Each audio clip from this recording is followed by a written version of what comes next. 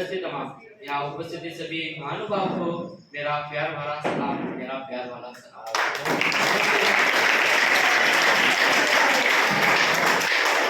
क्लबचा नूतन अध्यक्ष, सर्वप्रथम मी यावर्षीचे रोटरी क्लबचे नूतन अध्यक्ष, नूतन सेक्रेटरी तसेच नवीन सर्व रोटरी सदस्यांना त्यांची निवड झाल्याबद्दल त्यांचं अभिनंदन करतो व या वर्षीच्या कार्यासाठी त्यांना शुभेच्छा देतो. मित्रांनो, आमच्या शाळेत गेल्या 25 वर्षापूर्वीपासून इंटरॅक्ट क्लब हा अखंड कार्य करत आहे आणि अशा इंटरॅक्ट क्लबचा अध्यक्ष बनण्याची संधी मला मिळाली हे माझं भाग्य आहे असं मी मानतो. मित्रांनो, इंटरॅक्ट म्हणजे काय कोण सांगेल?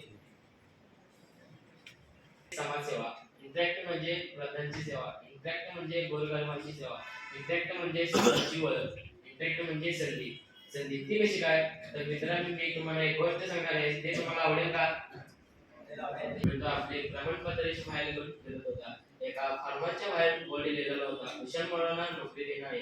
असा बोर्ड पाहून विचार करतो, म्हणतो चला पाहूया काम काय आहे ते. मग ते तिथल्या आपलीच्या मालकाला भेटतो व आपली प्रमाणपत्राची फाईल दाखवतो. मालक ती फाईल न पाहता बाजूला ठेवतो व विजयला म्हणतो, विजय हे बघ, तुझी फाईल मी न पाहता तुला मी नोकरी देऊ शकतो, पण तुला माझ्या एका परीक्षेत पास व्हायला पाहिजे. तेव्हा विजय म्हणतो मालकाला, मालक कोणती ते परीक्षा? तेव्हा मालक विजयला आपल्या जनावरांच्या मोठ्या भाषेने, तेव्हा विजय विचार करतो, म्हणतो ठीक आहे, कारण त्याला नोकरीची फार गरज असते. विजय त्या बैलाची शिपड पकडण्यासाठी तयार होतो. तेवढ्यात मालकाने गोठ्याचा दरवाजा थोडा उघडतो, पाहतो तर काय, तिथनं एक बैल बाहेर येतो. तो 11 बैल पाहताच विजय घाबरतो, पण करायचं तर काय? तरी विजय आपली संपूर्ण ताकद लावून त्या बैलाची शिपड पकडण्यासाठी तयार होतो. पण जेव्हा त्या मालकाने बैल सोडला तेव्हा विजयचे काही झाले नव्हते आणि बैल तिथनं निघून जातो आणि विजय पाहतच बसतो आणि विजय ही संधी गमावतो. तर मित्रांनो, आता तुम्ही मला सांगा, संध्या होत्या किती?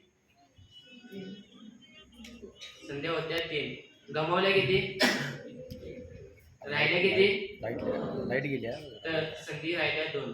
तर दुसऱ्या बैलाला मालकाने गोट्याच्या दरवाजातून बाहेर काढले. त्या बैलाचे ते दात, ते फरफरणारे नाक, तो काळा कुठे ते रक्तात बसायचे डोळे पाहून विजयला घामच फुटतो. पण करायचं तर काय? तरी तर मित्रांनो, आता तुम्ही मला सांगा, संध्या होत्या किती? गमावल्या किती? राहिल्या किती?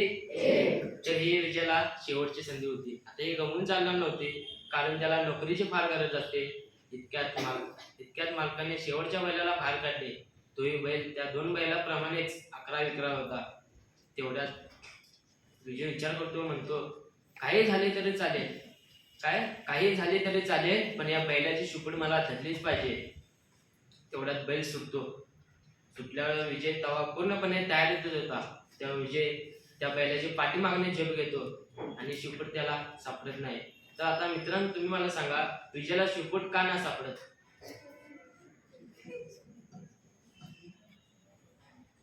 मित्रांनो, आता तुम्ही मला सांगा, विजयाला शिपड का नाही सापडत?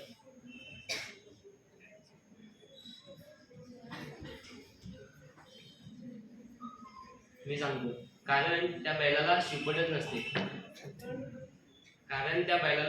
नसते आणि विजयाला नोकरी मिळत नाही. कितीही गोष्ट संपते आणि आपली गोष्ट सुरू होते. विजयने सुरुवातीच्या 2 संध्या गमावल्या आणि तिसऱ्या संधीने विजयाला हुलकावणी दिली. तर मित्रांनो, आपल्या जीवनात अनेक म्हणजे लाखो संधी येतात, त्या आपण सहजपणे गमावतो. तर रोटरी क्लबने आपल्याला इंटरॅक्ट क्लबच्या माध्यमातून व्यक्तिमत्व विकास सुधारण्याची संधी आपल्याला दिली आहे. त्या संधीचा आपण पूर्णपणे सोने करायचं आहे.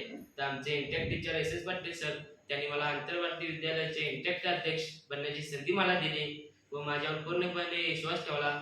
त्यांचे मी इथं आभार व्यक्त करतो.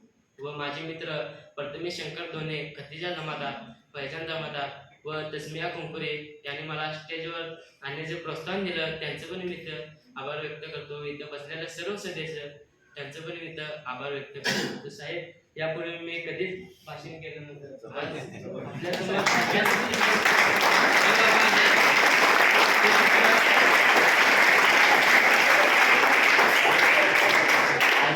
आपल्यासमोर भाषण द्यायला उभा आहे ते फक्त इंटरॅक्ट क्लब मुळेच. ते माझं लांबलेलं भाषण थांबवतो व जय हिंद, जय इंटरॅक्ट.